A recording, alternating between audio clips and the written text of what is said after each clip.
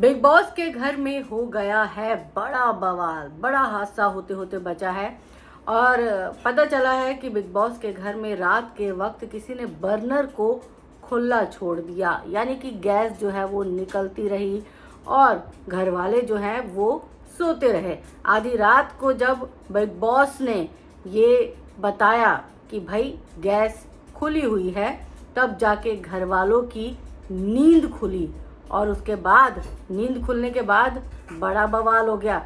इतना बड़ा बवाल कि सास बहू आपस में भिड़ गए।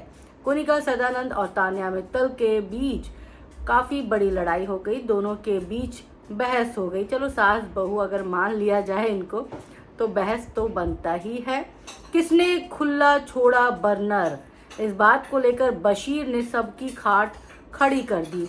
अब जो किचन है, किचन की जिम्मेदारी जिसको मिली हुई है, तान्या हो गई, नीलम गिरी हो गई, साथ में कोनिका सदानंद हो गई, तो इनकी जिम्मेदारी बनती है कि रात को सोने से पहले ये अच्छे से चेक कर ले कि बर्नर कहीं खुला हुआ तो नहीं है।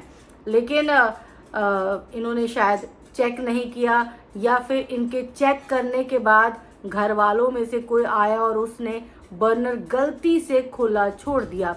ये तो खैर पता नहीं है, लेकिन ऐसा नहीं है कि पता चलेगा ही नहीं। ये तो बिग बॉस ज़रूर राज खोलेंगे कि किसने बर्नर खुला छोड़ा था।